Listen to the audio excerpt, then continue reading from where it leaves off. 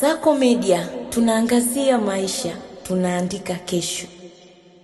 Klabu ya Chelsea inaendelea kuchukua tahadhari kali kuzuia kuenea kwa ugonjwa ulioathiri baadhi ya wachezaji na wafanyakazi wa benchi la ufundi kuelekea mechi yao ya ligi kuu ya England dhidi ya Bournemouth.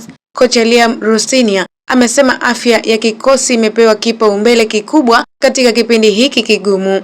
Washambuliaji Liam Delap na Jamie Gittens walikosa mchezo wa Carabao Cup dhidi ya Arsenal the Gunners baada ya kuugua homa kali. Rosenior amethibitisha kuwa wachezaji hao bado wapo chini ya uangalizi wa madaktari wa klabu huku wakipatiwa matibabu wakisubiri hali zao kuimarika.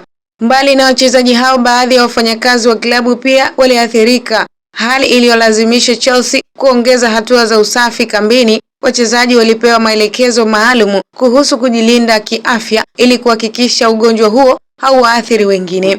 Chelsea inaingia kwenye mechi hiyo ikiwa katika kipindi kigumu baada ya kushinda mchezo mmoja tu katika mechi 9 za hivi karibuni za ligi kuu England. Mechi dhidi ya Bournemouth inaonekana kuwa nafasi muhimu ya kurejesha hali ya kujiamini kwa kikosi endapo matokeo yatakuwa mazuri kwa klabu na kocha Liam Rosenior.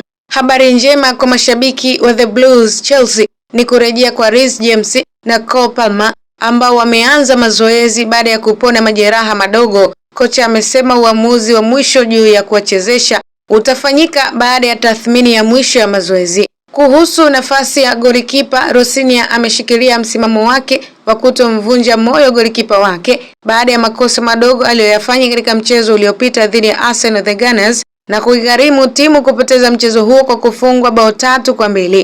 Liam Rosenior aliepuka kuweka wazi kama atamwamini tena Robert Sanchez baada ya makosa aliyoifanya dhidi ya Chelsea, akisisitiza kuwa kila mchezaji anatakiwa kuthibitisha uwezo wake kila wakati.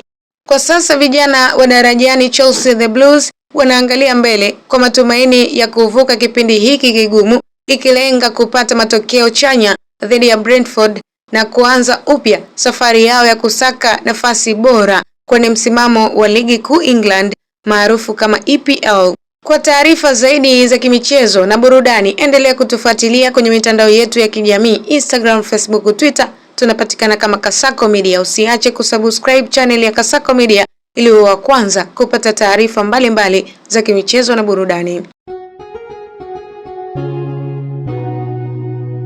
Kasako Media, tunaangazia maisha, tunaandika kesho.